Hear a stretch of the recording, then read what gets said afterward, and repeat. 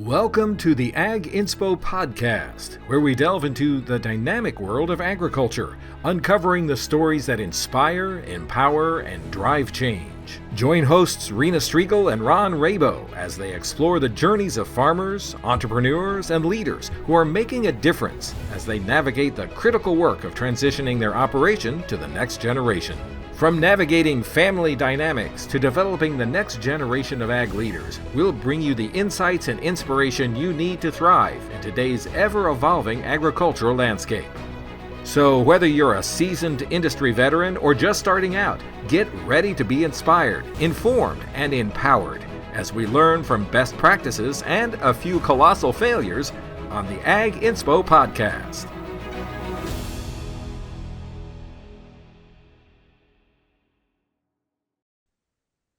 All right. Well, good morning. I am so excited today. We have got Mark.stock with Big Iron to talk to us about the backstory of Big Iron and to talk about what he is seeing out in the field as we go into yet another exciting harvest. And so, Mark, we are just so pleased that you could be here to talk with us today. And I see that you are on the road. So where are we finding you?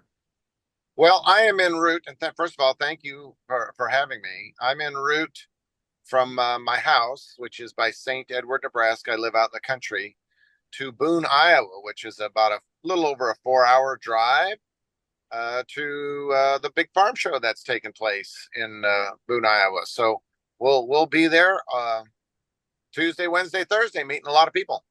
Excellent. Excellent. Yeah. I mean, with the weather, I think they're going to have crazy outstanding numbers this year. So I know that this will be published after the farm show is already occurred, but I'm sure you're going to have a great time and lots of good conversations while you're there.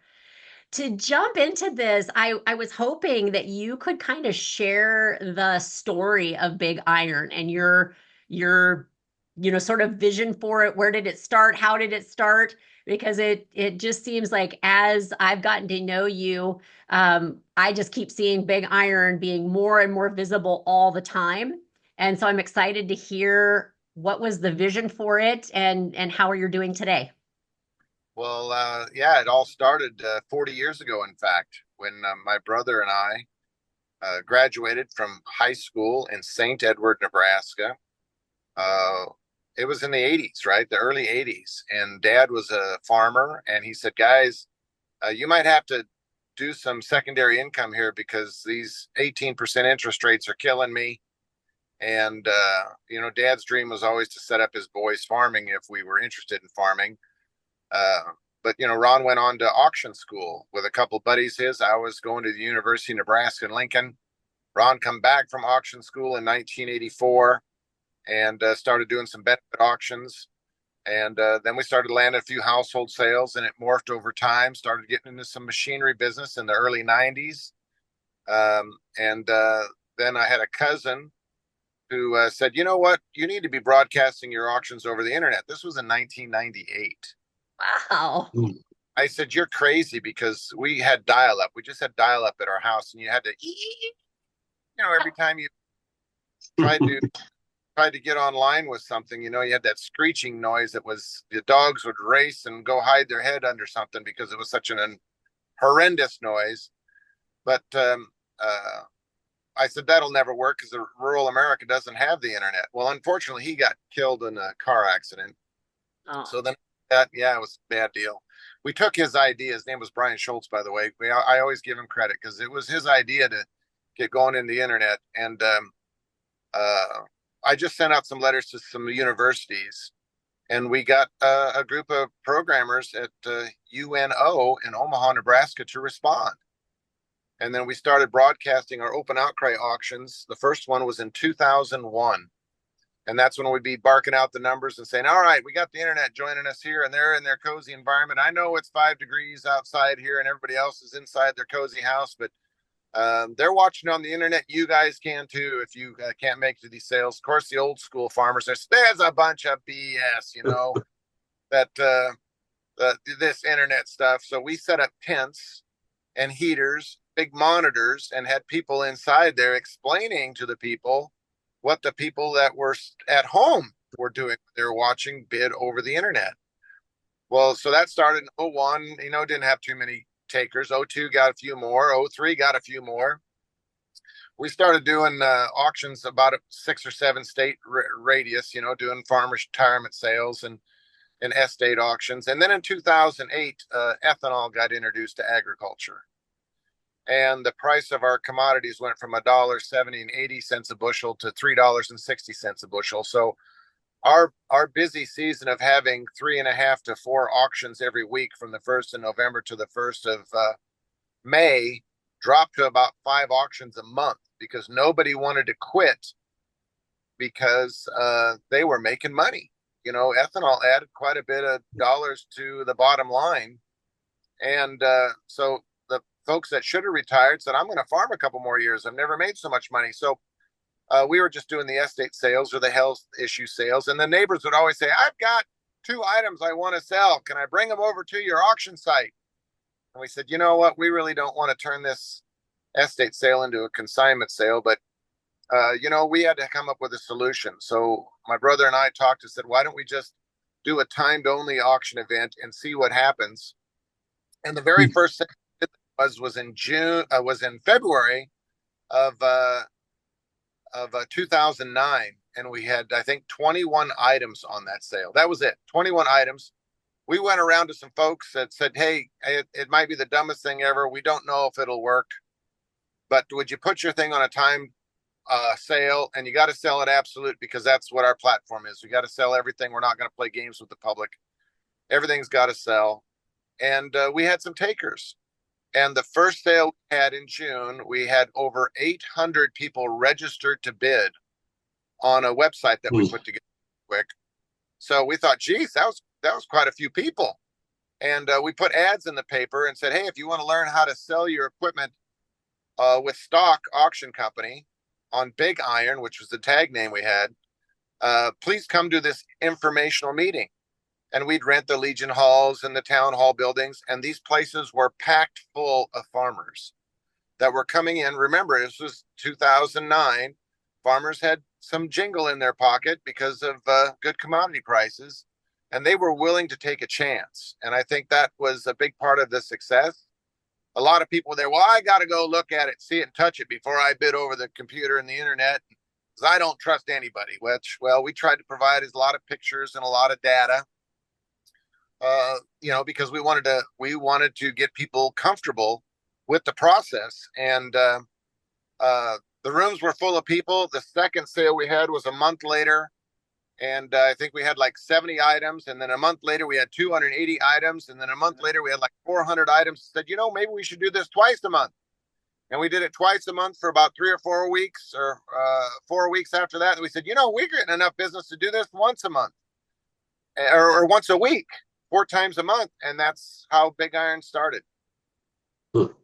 That's awesome. That's awesome. It's a pretty fascinating story, because I remember, Mark, when we as farmers, you kind of learn a little bit about it. And did you get to a place, obviously you grew pretty quickly, but it seemed to me from a farmer's perspective that all of a sudden it was kind of exploded, and everyone that I talked to was engaged with Big Iron. Was there kind of that time where was it just building during that time, or did you have such a big explosion that you guys really had to try to manage what was going on all of a sudden at a major level? It was a fast growth period. That first year was like a whirlwind, so we had our auction guys, immediately turned into professional photographers racing around taking pictures of stuff. And then we said, we're going to need some more help because the phone's ringing too much. So we had to start recruiting and hiring folks. And we took on the seed corn model. We said, let's make them independent contractors. That way, if they want to go out and work, they can work. If they don't work, that's up to them. And they can live in the communities and the territories in which they live. And that worked out really, really well. Right now we have over 350 I think contractors and some territory managers and a few district managers that are out there supporting all the business. But yeah, we had to bring in some more people because it just took a lot of moving bodies to process all the information. You know, when you take 60 pictures of an item in the early days, loading those pictures onto a platform wasn't as fast as it is now. I mean, we were loading images all night, 24 hours a day into computer systems. And of course, I still attribute a lot of the success to Big Iron is because Ron and Mark are farmers, you know, so we wanted to put the information out there as if we were buying it ourselves. And, you know, I'm still involved heavily in farming. You know, my kids are kind of doing all the fun stuff. They don't let me drive a tractor anymore because that auto steer button is too damn. They actually have a climate controlled cab. My 806 had an umbrella. Okay. and then I moved into a 1086 that had an air conditioner that worked kind of the time, you know? And but you know, we were farmers. So when we took pictures of stuff, we knew what to take a picture of to make people, you know this is the wear point. So let's take a look and see exactly what does it look like, you know? And that's how it all grew. Our knowledge being in agriculture had a huge success in that. And of course, Ron and Mark didn't by ourselves. We had so many really good people that were out there, and they're still out there today, you know, chatting with people and working hard, taking these pictures and getting the information and the videos and providing the service to all the bidders and the buyers. So we are very grateful. That's amazing. So when, you know, now with the way, you know, just the familiarity we all have with the internet at this point, are you seeing the demographics of who has adopted this kind of, you know, looking for your next piece of equipment? Has that grown, or do you feel like your demographics are still, you know, kind of a younger, you know, sort of more tech savvy group? What are you seeing your demographics looking like at this point? That is an awesome question. And COVID changed everything. Yes. So early on, it was our tech savvy folks, right? Anybody that wanted to be the early adopters of an auto steer and like to play around with you know, any kind of technology, they were the early adopters. But you had that certain percentage of people that still think the IRS is getting through their computer in their house. Yes. And which you're probably not, because those type of people don't even listen to podcasts. They're not even adopting to that. But COVID changed everything, because the people that wanted to buy something, they didn't have a choice. I mean, and the people that wanted to sell something had to use an online auction because you couldn't have crowds anywhere. We had so many auction companies calling us up that first couple months of COVID saying, "Hey, we got a retirement sale for this guy. Can we just use your service?" And we said, absolutely. And that's how we gained our business model with a lot of those folks, because then them auction companies saying, "Geez, this platform works really, really well. Can we just be independent reps for you guys?" And they did, you know. So we grew with that regard. But the population now and the number of users, I mean, we've got well over 740,000 registered bidders. There's over 20 million people that visit our website on a calendar year. It's phenomenal numbers. The equipment moves over 300 miles is the average piece of machinery that sells. So it goes all over, and people have really liked it. But, you know, we provide a lot of information, and we're really transparent, and we like to be honest with the public, and that's a big part of it. Yeah. I wonder, like, as we go into this economic, whatever it's going to be, right? Lots of speculation about, are we going into a recession? Are we coming out of a recession? Do those periods of time, do you see, you know, people becoming more active on your site as things become a little tighter? Or does your business, just like every other business, kind of feel that tightening up as we wait to see what will happen? That I tell you what, you have got some great questions, and that question I'll answer it this way: there are people that like to buy when they have a little money, and there's people that like to make a little money to buy it when they think everything's going to get cheaper. Yep. And the reason why it works well on Big Iron, if you're a seller, is they don't have to take the risk of wondering if there's not enough people.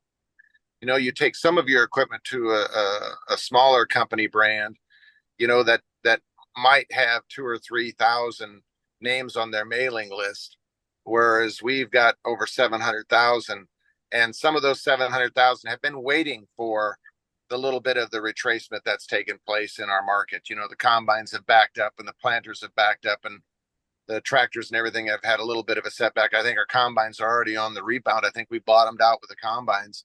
That's because there's a huge crop coming in, right? Huge crop. So it takes a while for everybody to start doing the math that 200 bushels times X versus 275 times X. Maybe the numbers are still pretty close at the end. We just have to handle more bushels. Yeah. And to handle, you'll need a combine. And we also know that people don't collect combines, right? So when they buy a combine, they usually want to sell their combine. So they'll collect tractors, but combines are something people don't usually want sitting around in the shed, that forage harvesters. But there are always people out there buying regardless of the market, because farmers know they have to plant it and they know they have to harvest it.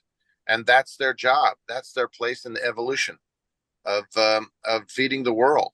So they might be a little grumpier when the price of corn drops to where the levels are right now, than when they're a little bit higher, but they know they still have a job to do and they're going to get it done.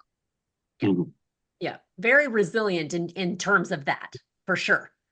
Yeah. So when you're talking to someone that has very little experience with your company, with your auction company, what are you finding are some of the most frequently asked questions that you get? What are the big three? Well, if they're a seller, they just want to know when's a good time to sell. That's what they always seem to be. If they're a good time. My answer to that question is, with the internet now, it doesn't matter, because back in the early days, you put an ad in a local paper and you put up sale bills and you tried to cover a 50, 75 miles radius circle. I remember back in the 80s when we were, getting into this business, there might have been 20, 30 farm auctions on a given Saturday, all within a 200-mile radius, right? Now there isn't that many of them anymore, but there's a lot of people that always have something to sell. But the market is broader now. People aren't scared to buy it and hire a trucking company to haul it to their location. And, the technology that's out there, just to use the searchability of finding what you need on the internet is way different. Back in the day, you just had a newspaper, right? You had to look in a newspaper to find out what was for sale. Now you just Google it and you can find something, and it's going to take you to not only what's selling next door, but what's selling 5 states away. And then you can do cost comparisons and stuff like that. So everything has changed and it's evolved, and that's good. And we're still trying to find or predict what's going to evolve next, because technology is changing things so fast. They say when they made that first hit and miss motor back in the late 1800s, that hit and miss motor had a lifespan of 30 and 40 years before they made them bigger. The technology seems to have a lifespan of about 18 months before they make something. So it moves fast. Yeah. Can you kind of explain to our listener group and to us about how, when you are a company where you start as a farmer and then you grow a company of this magnitude, we all know as business owners how hard it is to find good employees and how to effectively manage those employees and utilize those employees' talents to help our business grow. As farmers, with where both you and your brother started, what's been your journey with how you've navigated all of those challenges that business owners face with employees and been able to continue to stay on the front end of the curve? Well, it's a belief. We believe it's a sign of strength to ask people to help you. That's it. That's the business. That's the business logic there. If somebody thinks they have all the answers, oh my gosh, I'm sorry, folks. There isn't anybody that has all of the answers. You have to have a collaboration of people that provide input, and then you navigate all that input into a solution that makes sense. So we have tried to surround ourselves with people that are really knowledgeable in various aspects of business. I mean, sounds like a silly story, but it's the truth. I was 11 years old, and my dad was a salesman, and we stopped in a small town to have a hamburger in the evening. I was with him because mom always wanted. So me and Ron were the oldest of seven, and mom always wanted us out of the house, right? So she said, "Ray, take the kids," and I got to go with dad that day. And at 5 o'clock, we stopped in a local bar and grill to have a hamburger. And there was a businessman in there in a three-piece suit, and he had 4 or 5 people from a foreign country sitting with him. And I think they had one too many sakis. Okay. And I went back to the bathroom, and this guy grabbed me by the collar and he said, "Son, do you know the secret to success?" And I was 11 years old. I didn't even know who the guy was. And I went, no, what are you doing? He says, "Surround yourself with people who are very, very smart. That is the secret to success." I went back to the bathroom. I remember my dad that night when we were going home. He said, "That guy, he grabbed you and he asked you a question." His name was Art Zimmer, and he passed away in a car accident. And I never met him when I was an older guy, when I grew up. But dad asked me, he said, "Did you know who that was?" Of course, I was 11 years old. I said, "No." He said, he was one of the co-founders of Lindsay Zematic. And that meeting in that day is when they sold a whole bunch of pivots to a group of people in China, which is why all these people were there. They were celebrating a big business transaction. I didn't know that till my dad was explaining that to me. But I always remembered what he said, surround yourself with people who are very, very talented and very smart. And that's when Ron and Mark always said, we just got to remember it's a sign of strength to ask people to help us. Excellent insight. That's pretty powerful. I think it's a challenge that those of us who are in business, I know myself as a farmer, it's challenging to find people that are willing to work the kind of hours that we have to work, that are willing to put in the kind of time that we have to put in. And the bottom line is, if you want to be successful, you have to be willing to do more than just working 9 to 5. And being able to form a leadership team that understands that and is able to gather those people together, I think is something that all of us aspire to do. Well, everybody's got levels of success in their mind, right? My level of success is just to raise my kids, to be good stewards, to be kind to people, and to be healthy. That's my goals in life. I don't aspire to do anything more than that. But I like that video that Tom Brady had. I don't know if you could ever find it someday, where he said, what was good about football? It teaches you to work hard. And those people that want to be good at anything have to work hard. Nobody's winning the lottery. Okay. One out of so many people. I still think the lottery is a screwed up deal. Instead of giving one person $1.2 billion or 600 million, why don't they give 10,000 people, $10,000? Because that one person just got their life ruined with all that money, but 10,000 people getting $10,000 is life-changing money. Okay. They can change the world. Yeah. Yeah. It makes way more sense than trying to hit it big, because the people that hit it big, their life is usually ruined because they don't have any friends anymore, because who wants to talk to somebody that's got all kinds of money? Because all they're going to say is, why don't you just pay for it? And you do all this and that and the other thing. But finding good help. I was on a panel a couple months ago, and one of the questions was, we have all these young FFA students,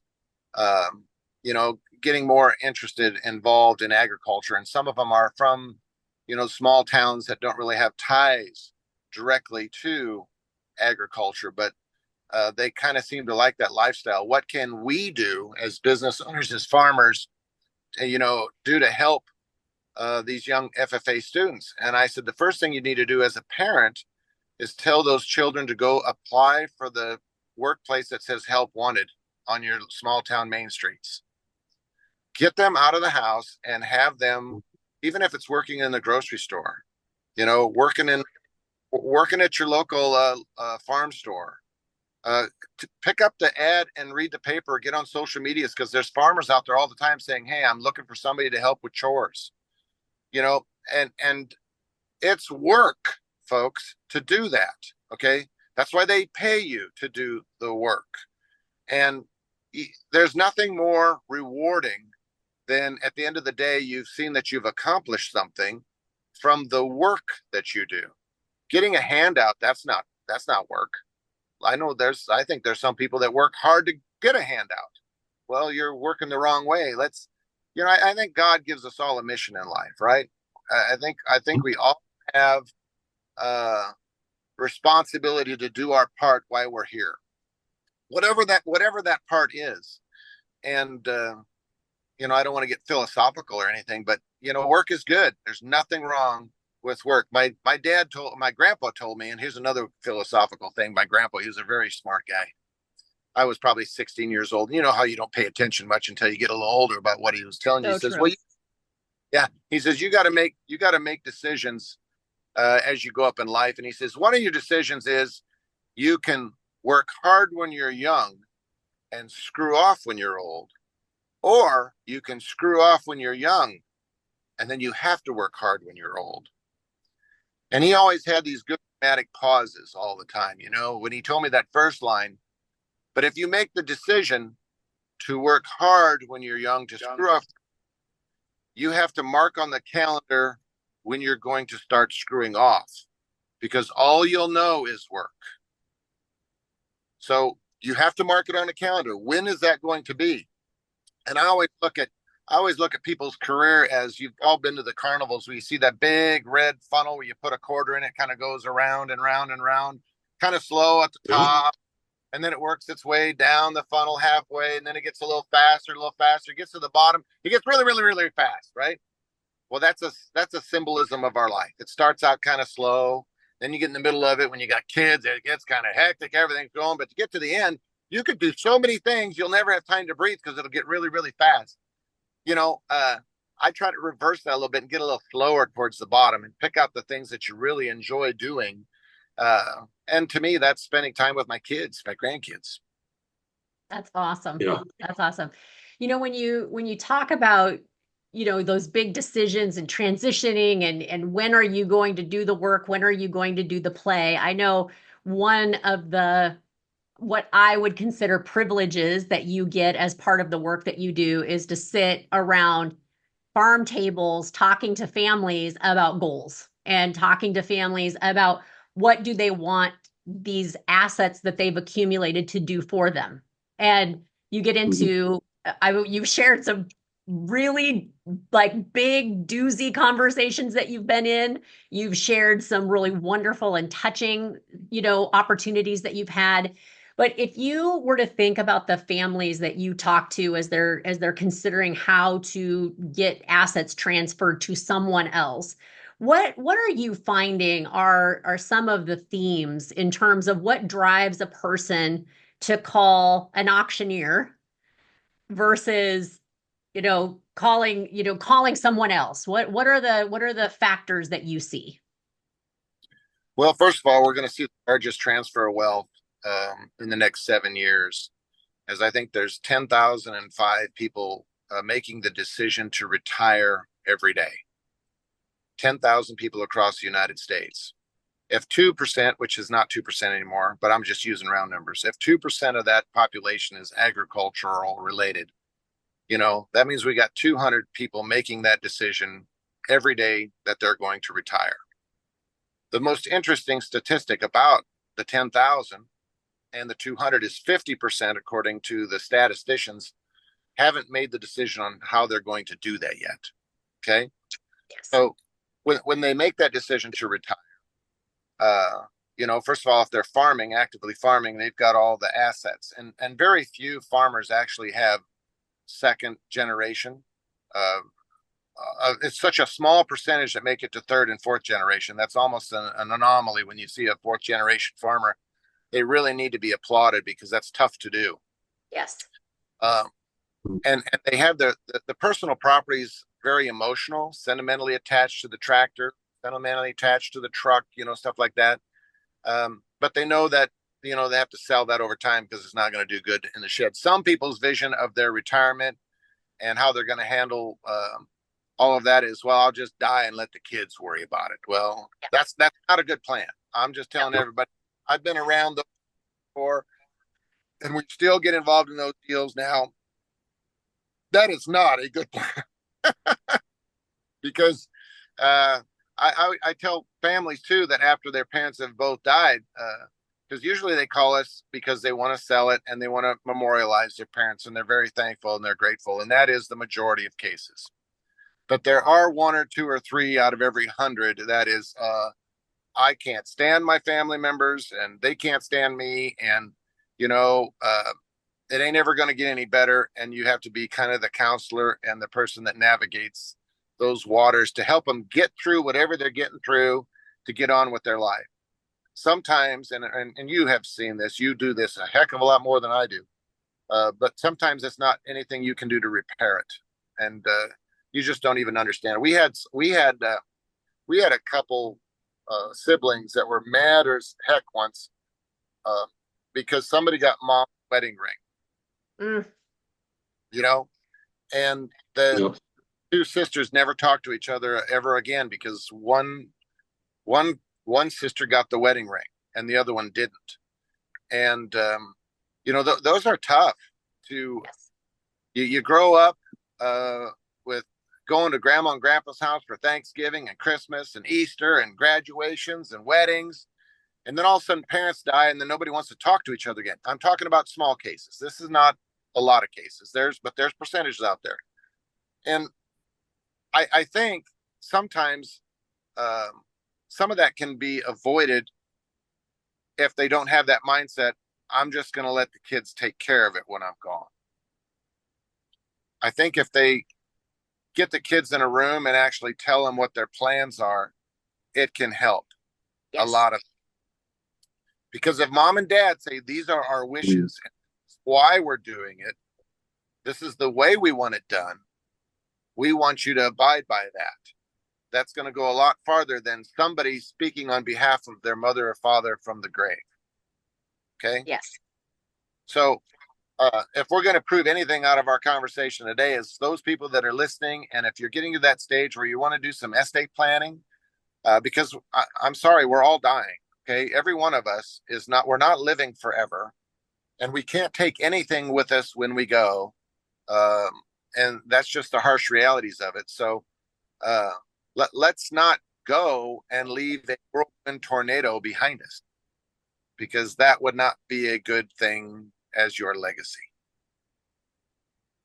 Well, I think there's a fear that probably exists with people. I know that Rena and I see it, you see it, that people don't address things that they view as hard, or maybe they're fearful to have those conversations. Like you said, we're all going to die. No one wants to talk about their demise, but not having conversations makes doesn't it worse. mean that it doesn't go away. It just means that it produces results that in the end you don't want, and it does destroy families.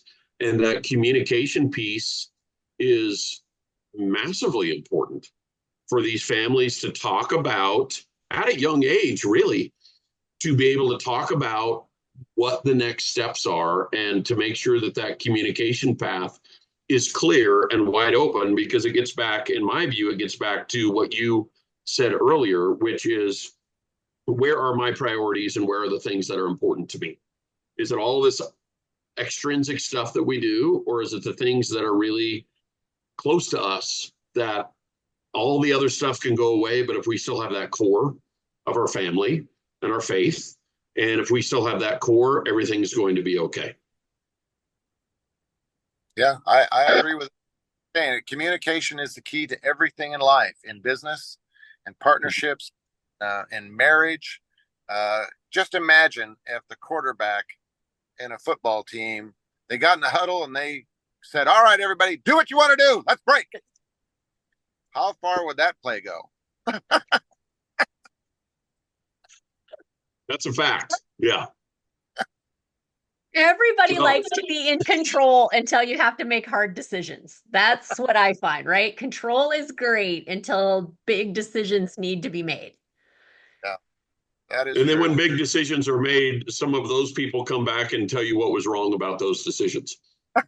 Well, reasons why we sell, a lot of families, they put their real estate into trusts, right? And because they want that document to live on, and they want that farm to live within that document. But there are provisions in there where a trust can, sold or transferred over time. In some cases, sometimes they put provisions. I mean, there's a million ways to set up an estate plan and a different document. But a lot of times we're selling something because the family had the property in a trust, but after so many years, it's like, we're all getting older, and I don't really want to be partners with my nieces and nephew. That's usually number one. Or number two is like, I'm the one doing all the work, managing it all out. And we do get together, they always question me about, why am I renting it to this farmer? Or why don't you rent to this guy? Because they'll probably pay you more money. Or this guy over here the road ditches on the neighbor's place always look better than the road ditches on our place. And it's little things like that just, and the person that's in charge of the trust, nobody ever says, thank you very much for taking care of this, because nobody sees behind the scenes that it's not just picking up one phone call and saying, yeah, you can farm it again next year. There is a lot more that goes on than that. So there's constant work to be done, and the beneficiaries of that trust, sometimes they don't see all that. And sometimes they just want the money too. And there's nothing wrong with sometimes just wanting the money. Okay. There's nothing wrong with that, because as we all get older, maybe you've got an opportunity that you can sell the family farm because it's too big, just for you to have a portion of it to pass on to your kids. So you take your portion, go buy something else and hand that down to your kids. So I'm not saying there's any right or wrong way, but I am saying communication is the most important way. Yeah. Talk a little bit about just the perception out there, because at least from my seat, where I sit and the conversations I have, one of the biggest fears about family disharmony or a family's lack of ability to communicate is the fear that farm and those assets will end up at auction. So when you or anyone from your company is called in, what are some of the fears that you wish people, or maybe it's just misperceptions about calling someone to come in and help you through those decisions? What do you wish that people would know about your company, and as it might be different than other companies like yours? Well, the first thing we want to try to establish is what the goals are for the group. Sometimes they don't know. Sometimes they just want a number of options. They want to know, well, can we manage it out for them? So take the plate away from the individual trustee member, and they say, we still think a good investment. And we just want to see the family farm continue, but we've been detached too long to really stay active. I mean, we've taken over some land that has been rented out, and the rental rates had never, ever increased in like 10 or 12 years. And those are the reasons why some of the family members want to sell it, because they're not getting the rate of return. Well, the person who was in charge was too far away or removed from actually what's going on, that they just needed somebody to step in and then take over for them. So we manage, believe it or not, a lot of farms for people. We manage ranches for people. And our main goal there is to work with good tenants, be fair. It has to be fair to the tenant because they have to make money. It has to be fair to the landowner because they need to get some return off of their investment. So everybody that's out here listening, remember, if they sold that farm right now, they could put some money on some CDs that would give them 4.5%. Now, 2-3 years ago, it was less than 1%. So there was no motivation there to sell. Now there is motivation to sell. So you've got to make sure that if you're not in a position to buy it, but you're a tenant, you still have to understand that landowner needs some sort of return off their investment. If it's not the original owner, if it's the second or third generation that are stepping into it, they're probably not as attached as that original owner was. So I know when you're saying that, yeah, you have mowed the road ditches and you did this and that and you made all these improvements, that's not going to go real far with the third generation inheritor person, right? They're going to appreciate that, but we still got to understand land is an investment tool. Now, our job is also to tell those landowners that the 40-year haul on land is still over 6% annualized appreciation. Yeah, you're going to have your highs and your lows, but the last 40 years has been a little over 6%. So you add that to the 3 or 4% or that the 2% that you're actually getting on rent after you pay your taxes, you still got something. Every state's different too. Taxes in different states are enough to, pull your head out of a hair out of your head because, you just sometimes wonder. Our company also talks about, the process of selling it at an auction or selling at a private treaty. And we spend a lot of time. We always say it's probably the third or fourth meeting before the family's ready to make a decision because we want to give them enough information to go back and study it, come back and ask questions again, give them more information, study it again. It's a big decision. We're not aggressive sign here, dot here type of people. If it works, it works. If it don't, it don't. We all have different things, but we want to understand what your goal is, whether it's farm management, whether you want us to find you a good tenant, you still want, maybe your tenant's retired. We have that question all the time. My tenant just notified us they're retiring. We don't know what to do. Okay, well, we can get you a list of tenants and we can arrange some meetings if you want us to be involved with that. And then maybe you can start a new relationship because if they've lived outside the area, they don't know what farm families, can handle it or what farm families can't handle it. And then they'll say, we've been thinking about selling it because now we're getting to be up in years. Maybe they're getting close to 70. Mom and dad died 10 years ago. And they want to know the options of selling it. What's the market right now? Is it going up? Is it going down? How is the commodity price going to affect the sale if we decide to sell? What should I do to my improvements? If you got center pivot irrigation, or if you got a well, or if you got an old barn or a building site, how should that be sold? And we go through all of that. And our real estate agents that we have all come from farm histories. Many of them are still farming today. Okay. Most of these guys and gals are independent contractors. So the summer months, you don't really sell a lot of farmland. Okay. Because everybody's out busy. So these guys are planting and they're raising a crop. They know exactly what they're talking about. There's a lot of companies that, they don't have anything to do with it. They just thought it was just going to be fun and they think they can talk the talk. Well, we walk and talk the talk because we do it. So I think that's one of the biggest differences that we have within our company. That's awesome.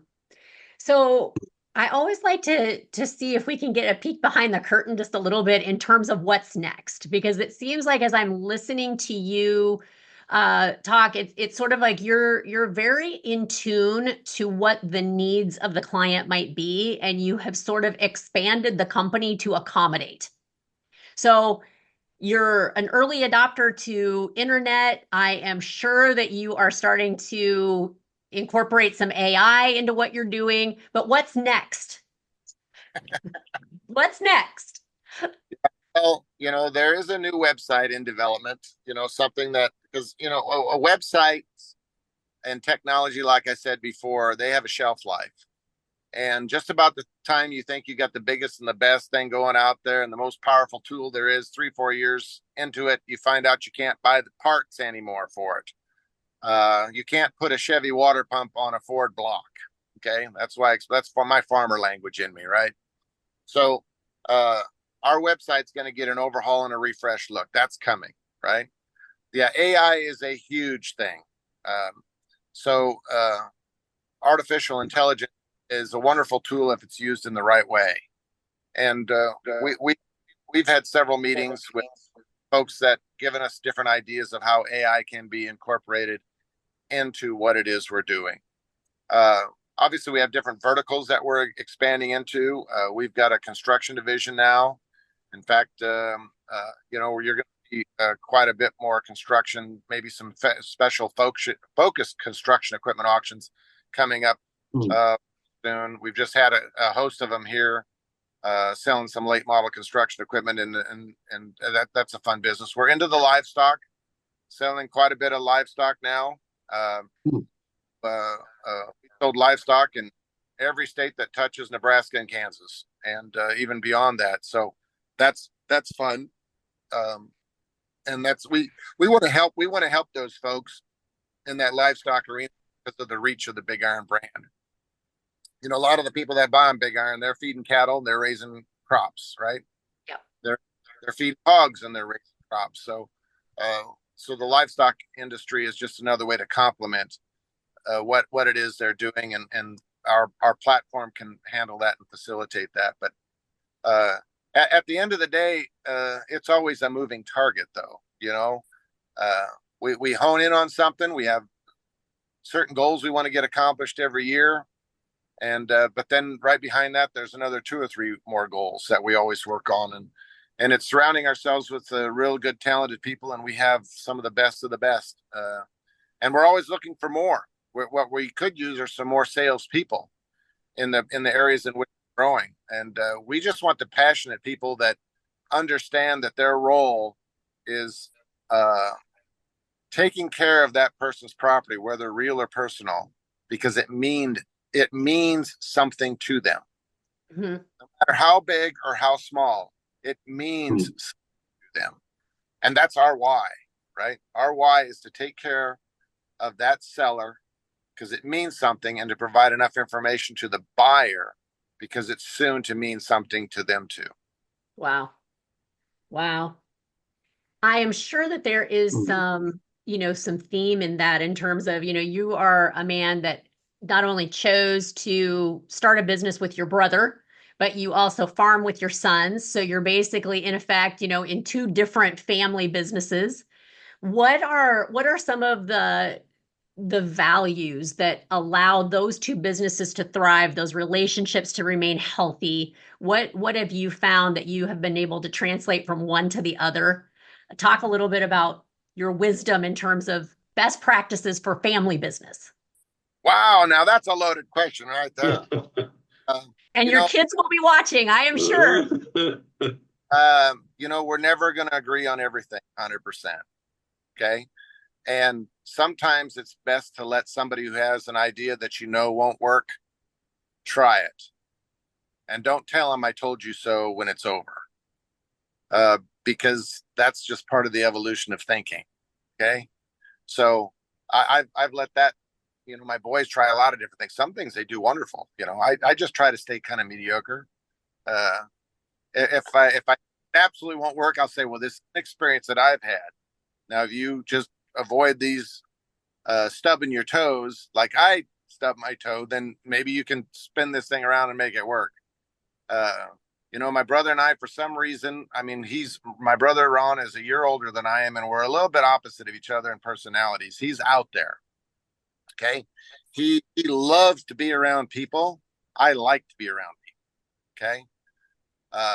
But he wants to be where there's people 100% of the time. I want to be around there just long enough to listen and know what it is they want. And then I want to go back and I want to try to make something so it operationally works. Okay. So we got lucky that we're wired a little bit differently. And that helped out a lot. Because Ron would book all the sales and I would make dang sure that they were taken care of. I was the operations manager and Ron was the sales guy.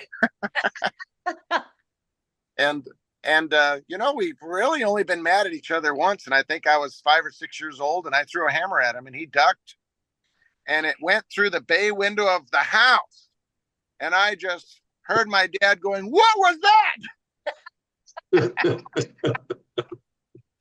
I never threw a hammer at him again.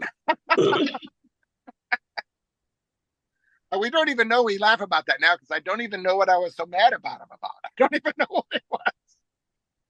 My sister and I have a couple of things like that too, and I for the life of me, the outcome we laugh about, but yeah, I couldn't tell you what in the world caused that big of a ruckus at the time either. Yeah, well, and everything in life is somewhat. You have to be flexible. If you're that thick-skinned and that stubborn, but we're all wired differently too. So you're not going to change the way a person's wired. You just have to hope that you give them something that they can read or they can watch that might change their perception a little bit to be a little bit more open-minded. Mhm. Being open-minded is a big part of having any level of success with anything, because like I said before, not all of your ideas are the best. Somebody else has a better one. Yeah. How have you, how do you approach innovation? I hear just in this conversation, there's been a tremendous amount of innovation, and very possibly you were the leader in terms of your industry in doing some of the things that you've done. How how do you vet those things, especially when you have a partner that maybe gets super excited and is ready to go all in right away? You're more of, an implementer, a planner, a process person. How how between the two of you or within the teams in your company do you assess innovation opportunities? And how do you decide to move forward so that you are continuing to be relevant in the marketplace? Well, that is another great question. Where are you coming up with all these? These are great questions. You know, Rena is a master at great questions. he is. Yes. First of all, I was kind of my brother is exactly what you just said. He wants it put in play tomorrow, okay? And I would always say, Ron, we have to first make sure that this item that's in play doesn't affect these four other items, because now we're going to have five things that are all screwed up. So let's just sleep on it for 48 hours. And then, gosh darn it, we come back a day later and goes, yeah, that might affect this way, that way. So we've got to do a little tweaking. And it still happens to this day, that, something might get rolled out and something got missed, you know. But I tell the people in our office, if you're in a ship and you move the front of your ship 10 degrees to the left or to the right, and if it works, you keep going that direction. But if it don't be scared to move right back to 10 degrees back to the other direction again. Because you got to try, first of all. Innovation is all about trying.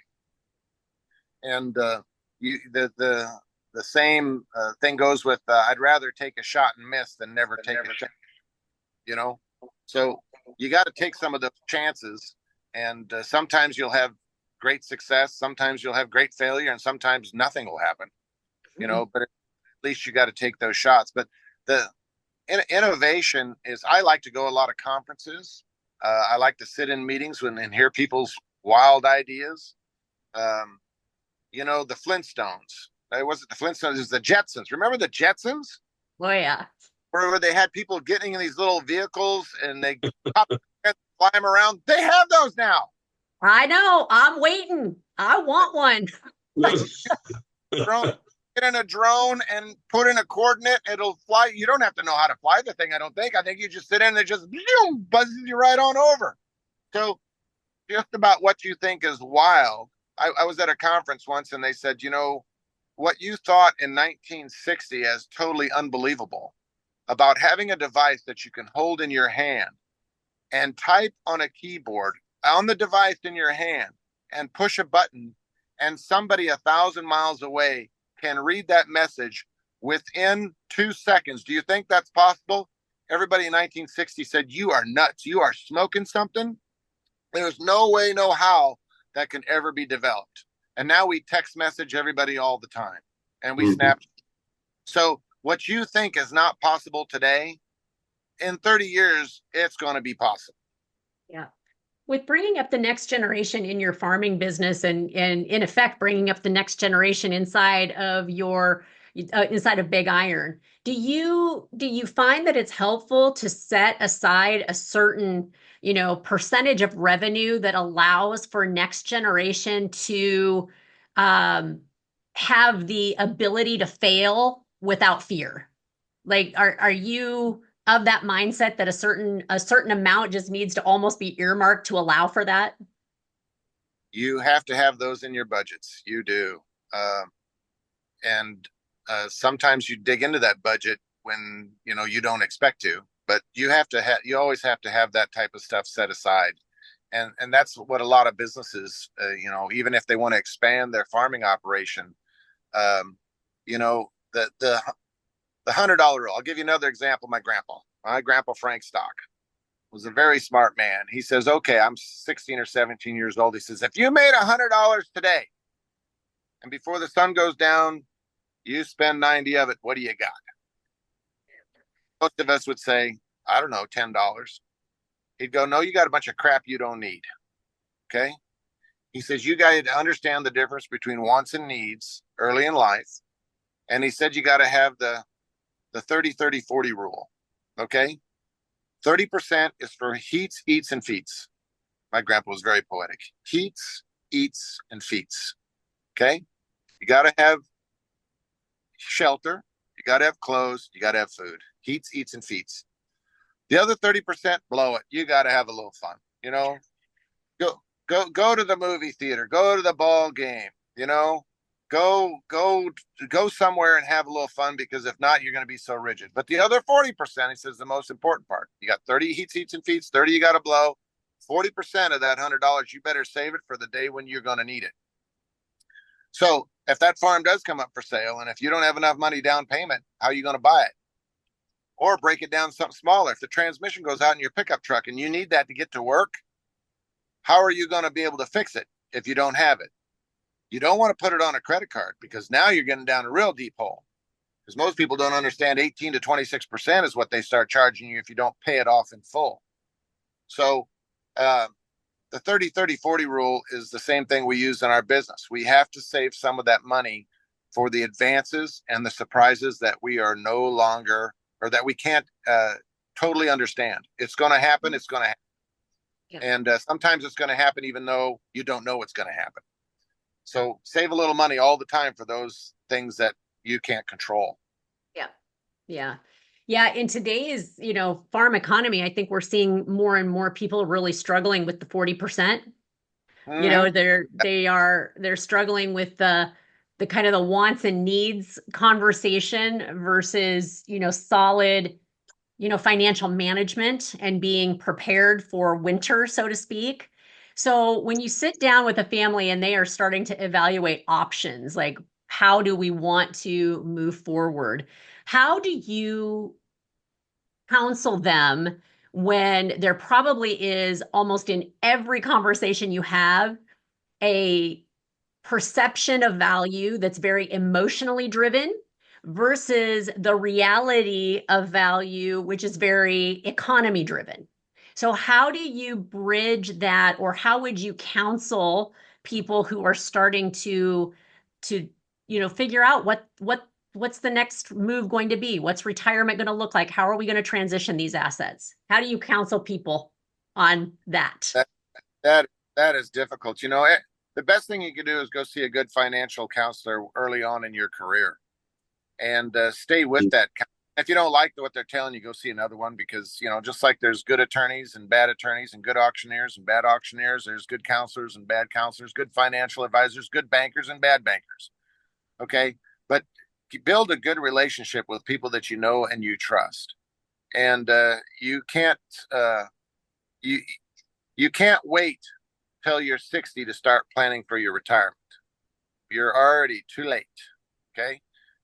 I tell my kids, once they were 18 and 19 years old, I said, you need to plan for 65 today, because before you know it, you're going to get there. And if you start planning for that when you're later on in life, it's so much harder, because you can save $20 a week now for that 60 years. And it makes a heck of a lot difference than when you're 55 and you want to start saving. Now you can't save $500, to offset that in that short time. Time is your friend, and use it wisely and invest wisely.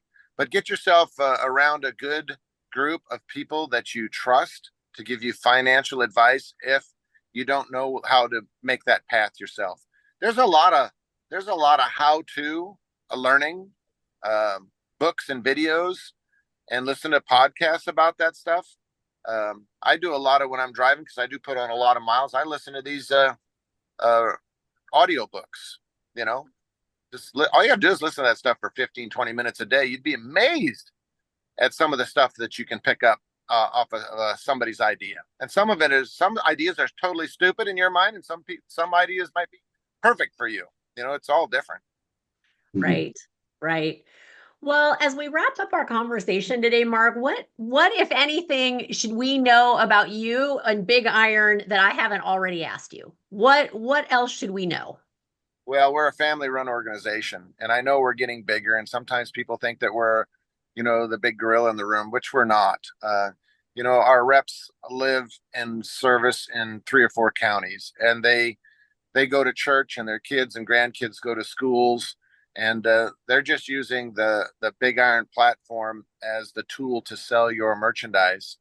And they're doing that because we had a great marketing team several years back, and we advanced a product that people like and trust because of the information that we're providing. So we're just small town folks just doing business under a big broadcasted brand called Big Iron, and we're grateful every day. We do not take it for granted.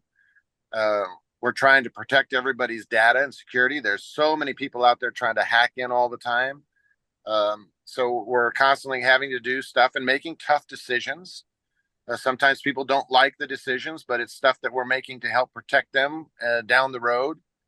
And we're trying to advance the technology and the platform so everybody has a better experience, both as a seller and a buyer, a safer experience. And, we don't plan on going anywhere. We're going to stick around. We appreciate every seller. We appreciate every bidder. We appreciate every buyer. And if you have any questions, you can always call us, or just call us. And if you call to our customer service line, you want to talk to Mark.stock, I think they'll give out my cell phone number. It doesn't bother me a bit. That's awesome. That's Yeah. awesome.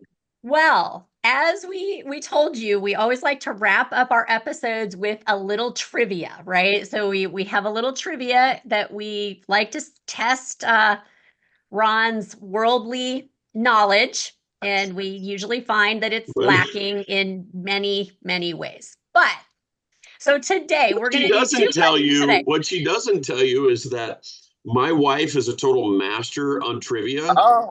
And you could ask me something that I did yesterday, and I can't even hardly tell you that. And so I'm like the world's worst person, literally. Like, if you're going to play a game against me and has anything to do with trivia, play, because you'll win.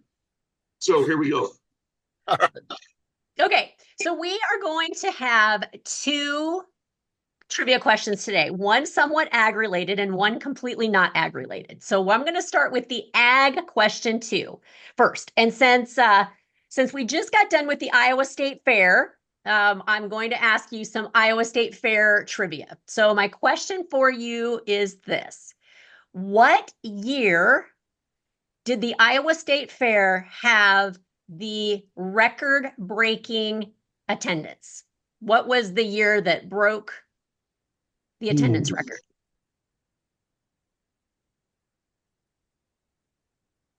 Who gets to answer first? That's the big question. What was that? I said, who gets to answer first? Oh, I do not care. Okay, you don't care. So I'm going to say it was actually pretty recently. I've been to the Iowa State Fair twice. It's totally amazing. You have more people at your county fairs in Iowa than we have at our state fair. And I want to say a couple of years ago when I was going, that there was a record-breaking year there because it was like 100 and some thousand people a day that were coming there. So I'm going to say 2019. Okay.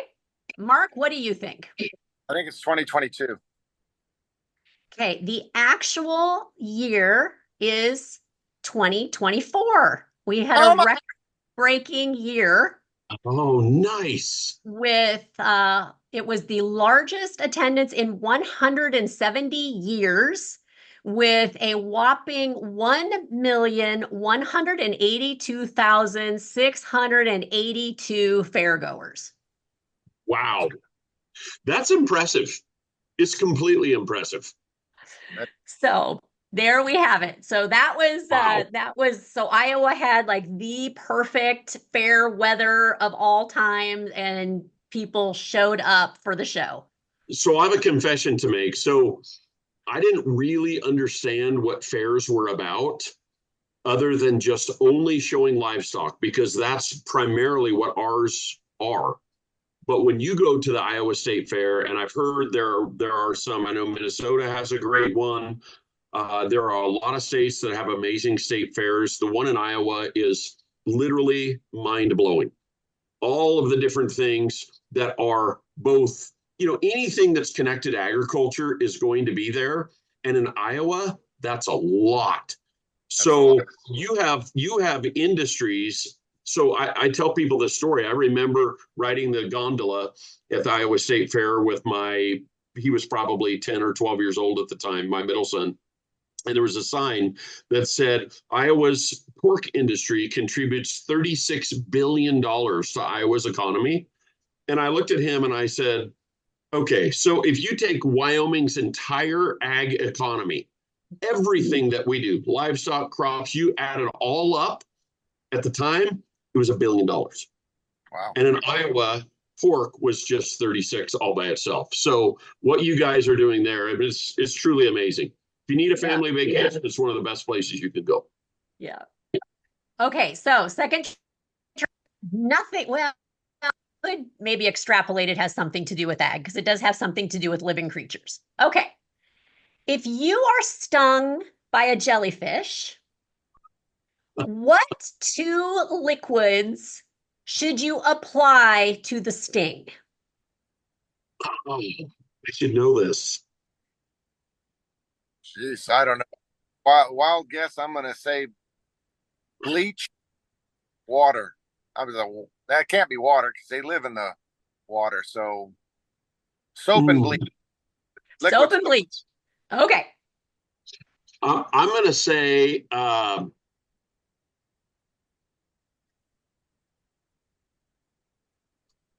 like rubbing alcohol and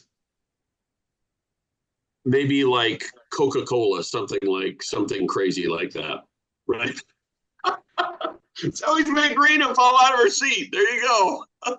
There's got to be some crazy thing that no one would think of, right? Okay, well, the only reason why this question came is because last week when I was at the conference in Florida, I got in the ocean and immediately got stung by a jellyfish like within the first 15 minutes. So that was awesome. So the liquids that you should do are vinegar, but also you can soak in salt water. So you can just go right back into the ocean if it's safe to do so and soak in salt water. So cool. There we have it.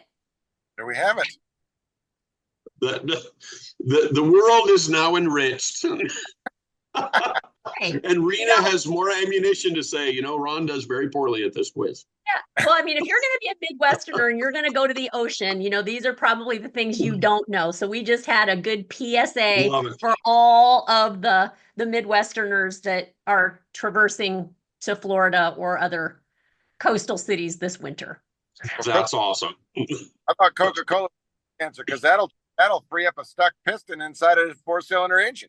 Well, that's the thing. I mean, you just got acid on it. So, why not balance that out? Coca-Cola. I mean, it could be interchangeable, right? Could be interchangeable. It could. You watch. Someone's going to get stung by a jellyfish, and they're going to say, Ron said put Coca-Cola on this. I'm going to try it, and we're going to see if it works. And they're going to have it's going to be a whole new industry that's developed about how to deal with jellyfish stings. Well, I will tell you, the people that I were with were very uninformed because they were they still believed the urban myth that you should pee on it. And I was like, do not. I will die before I will allow you to do that. See, at least I didn't say that. Yeah. Awesome. Oh my goodness. Well, Mark, thank you so much for your time today. Safe travels. Have a wonderful time in Boone. We will, for all of you who are listening, if you just look in the show notes below, all of Mark's contact information, websites, things that you might want to check into now that you've heard all about him and the wonderful things that he is doing for agriculture. So with that, Mark, thank you so much. Safe travels to Boone, and I look forward to talking to you again really soon. Hey, Rena, it's been a pleasure visiting with you and Ron. Thank you so much for the invitation. You've been listening to the Ag Inspo podcast with Ron Rabo and Rena Striegel. Find Ag Inspo on Farm Journal's YouTube channel and anywhere you find your favorite podcasts. For more information about today's guest or the resources referenced today, please see the show notes listed below. Join us next time when we will meet another inspirational leader who has taken those small steps to bring about really big change.